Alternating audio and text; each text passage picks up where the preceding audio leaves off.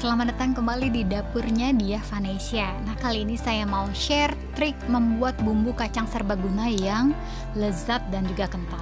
Saya sudah punya bumbu merah dasar. Nah, ini apa aja yang udah saya blender tadi saya akan tampilkan di layar video.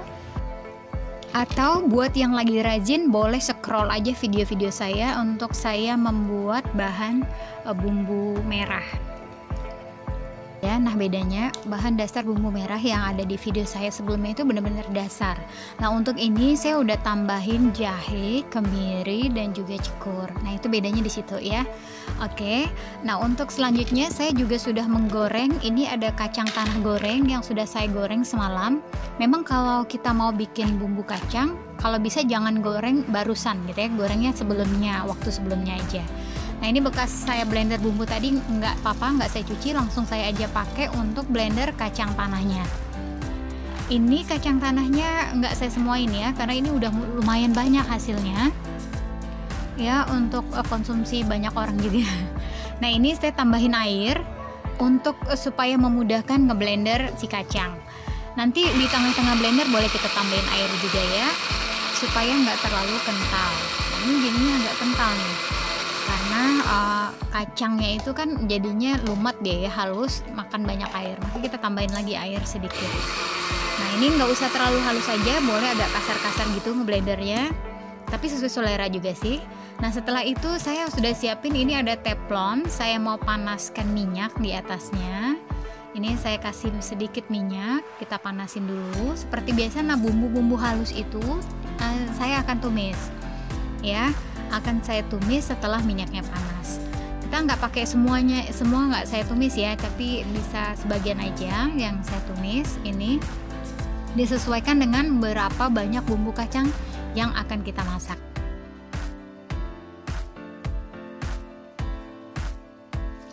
Nah, ini minyaknya udah mulai panas, boleh kita masukkan bumbunya yang mau kita tumis. Saya ada ambil beberapa sendok bumbu ya, langsung saya tumis aja di atas minyaknya, kita aduk rata ya.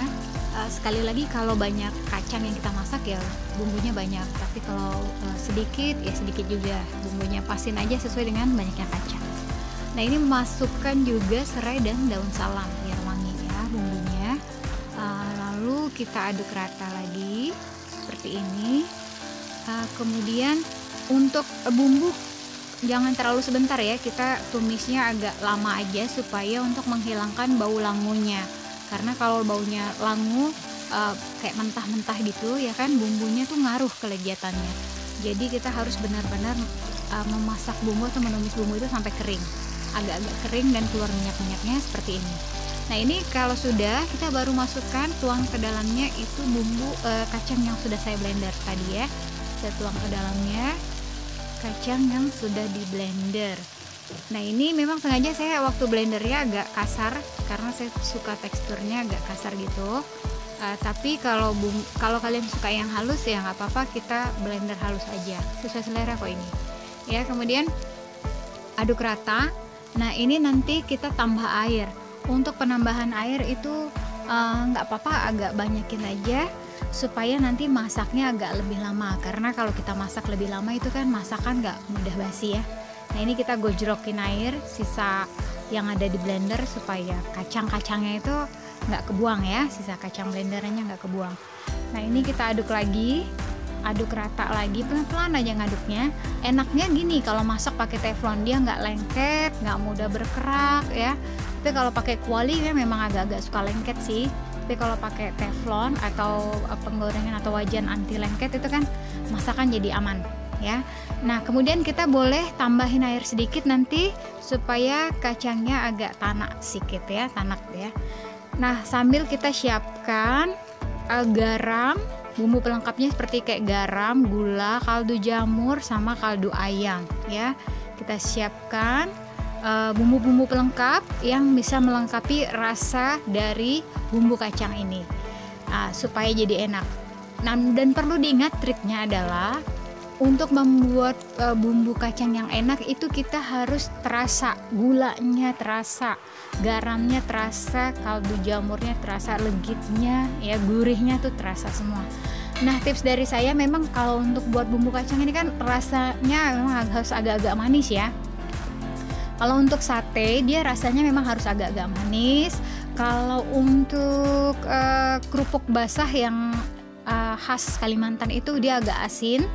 Untuk somai dia sedang rasanya, cuma untuk sate aja dia agak-agak manis ya. Jadi kita harus bisa sesuaikan rasa dari bumbu kacang ini tujuannya untuk apa dulu. Nah, diingat ya, untuk sate agak manis, untuk apa itu namanya, kerupuk basah agak asin ya. Nah, untuk somai dia rasanya nggak manis nggak asin, sedang-sedang gitu. Saya tambahin kecap di sini supaya warnanya tambah cantik lagi, supaya rasa manisnya juga pas ya.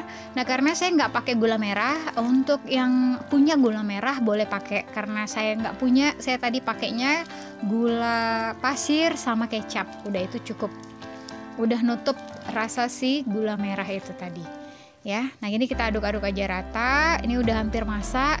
Tinggal kita tunggu si bumbu keluar minyak dikit.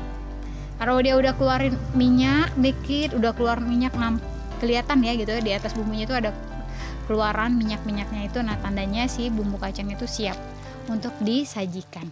Kita aduk lagi, tambahin kecap, pas-paskan rasanya, cocok lagi si rasa supaya enak, gurih dan lezat. Baru setelahnya ini saya kasih kocokan air tepung beras. Nah, kuncinya di sini juga sih. Karena si air tepung beras ini membuat bumbu kacang lebih kental. Terus juga lebih mengikat satu sama lain, nggak bercerai-berai gitu ya kan.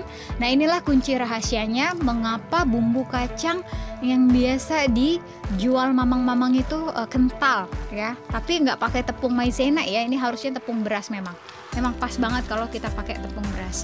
Ini bumbu kacangnya lebih enak, lebih gurih ya kan. Nah, lebih kalau disaji itu lebih cakep banget. Kekentalannya tuh lebih pas banget. Ini lihat teksturnya jadi begini. Nah, itu udah keluar minyak-minyaknya juga ya kan. Ini tandanya bumbu kacang kita sudah mulai masak. Waduh, mudah banget ya kan cara membuat bumbu kacang serbaguna. Oke, silakan kalian praktekin di rumah. Nah, kebetulan memang saya mau bikin ini untuk acara liburan karena saya mau berlibur. Kebetulan menu yang mau saya sajikan adalah sate ayam. Saya memang bawa bumbu ini, saya buat dari rumah, besok saya panasin lagi. Dan biar nggak mudah basi tuh ya kan, triknya saya kasih tahu, bumbu kacang ini kalau udah masak biar awet itu manasinnya 2 kali ya. Pagi sekali, sore sekali, itu nggak mudah basi deh. Besok kalau masih ada sisa, panasin lagi. Pagi sekali, sore sekali. Nah, oke, ini udah masak bumbu kacang serbaguna kita. Lihat, sudah ada minyak-minyaknya keluar, tingkat kekentalannya juga seperti ini. Nah, kalian lihat ya. Jadi pas banget untuk kita sajikan, pastinya keren. Terus warnanya juga merah merona, terus rasanya juga gurih, lezat, nikmat. Waduh, pokoknya pas banget kita sajikan dengan sate. Oke, boleh juga untuk sajian lainnya. Namanya juga bumbu kacang serbaguna. Oke, selamat mencoba. Terima kasih telah menonton video dari Diah Vanesha.